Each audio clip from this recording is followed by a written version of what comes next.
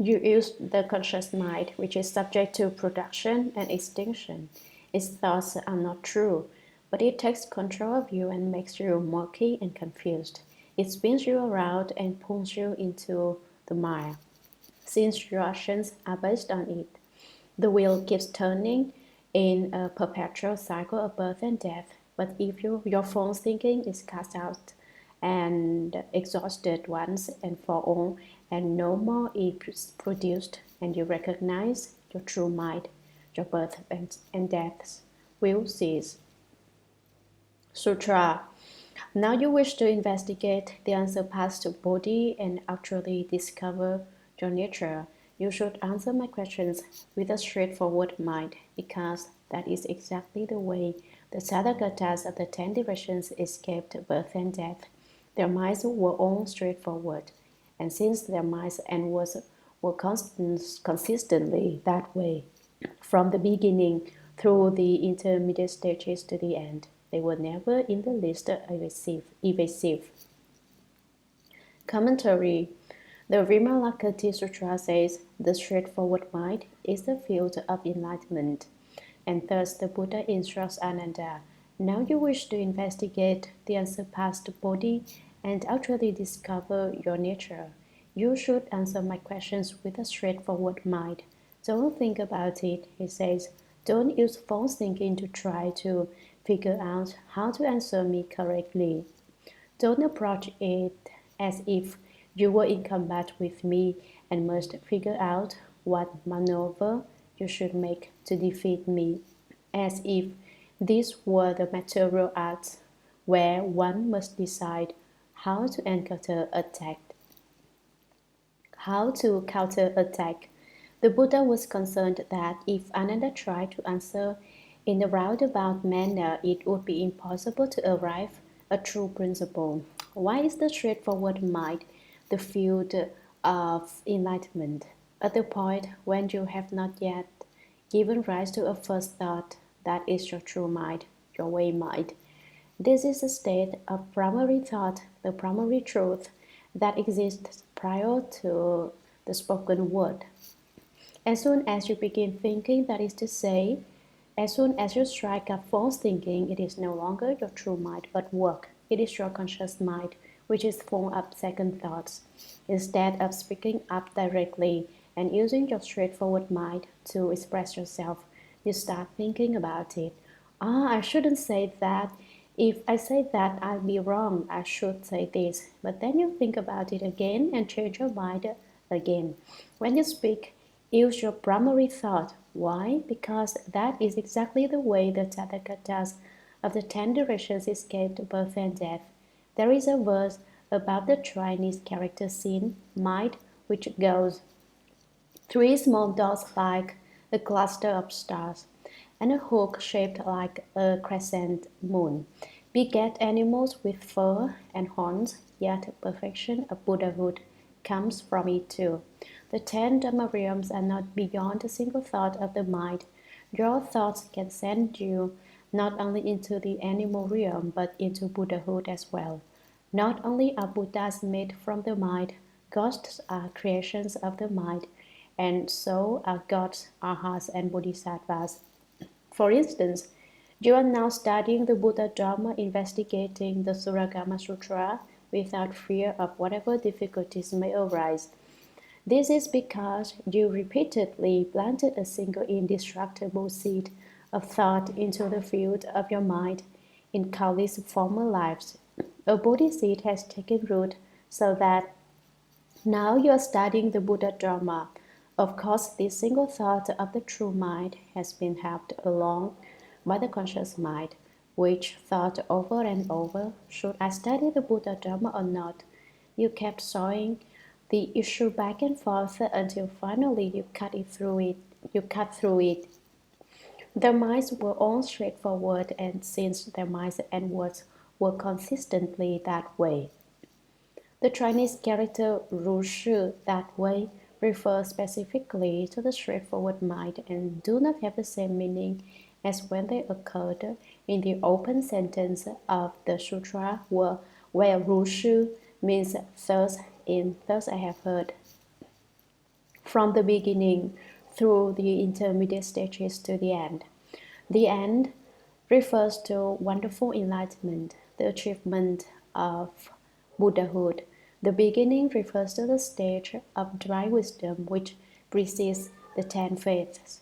These positions will be discussed later in the text.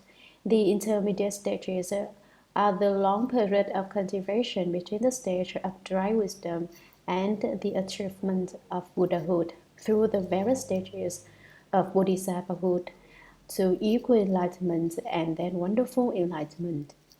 Through all that time, the Buddhas of the past were never in the least evasive and used only the straightforward minds, and so they became Buddhas.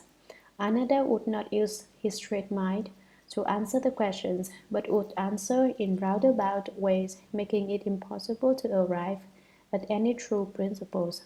So the Buddha first wanted to explain him clearly that he should give straight answers and not be muddled about it.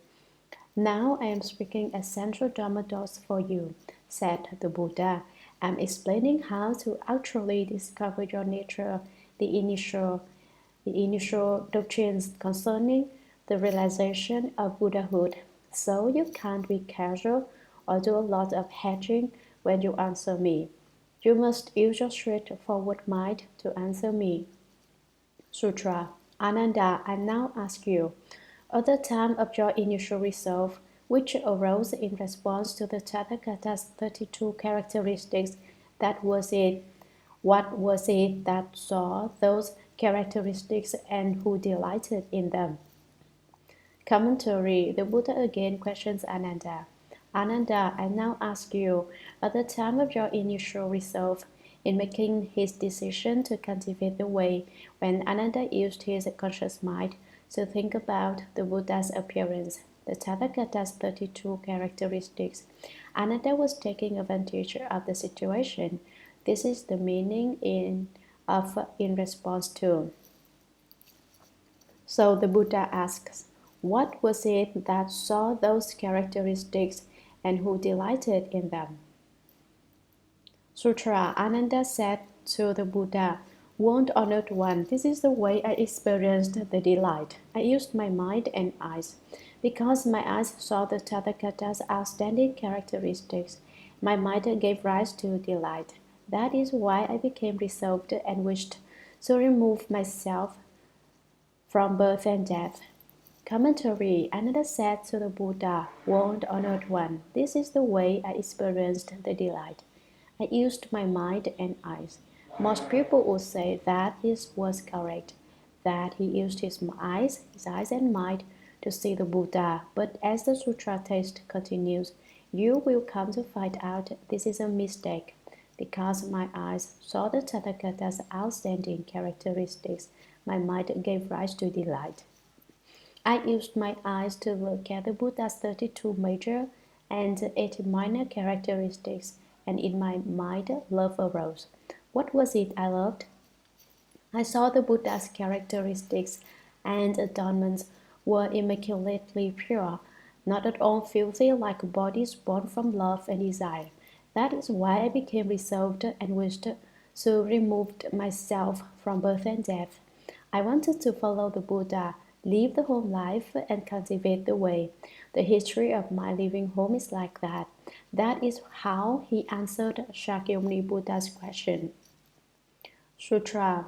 The Buddha said to Ananda, it is as you say that experience of delight actually occurs because of your mind and eyes. If you do not know where your mind and eyes are, you will not be able to conquer the wearisome dust. Commentary. Ananda told the Buddha that the reason he decided to live the home life was because he saw the Buddha's supreme characteristics and in his mind he loved them. The Buddha said to Ananda, it is as you say that experience of delight actually occurs because of your mind and eyes. Nonetheless, do you know where your mind is? Do you know if your eyes have the ability to see? Do you know where your eyes are?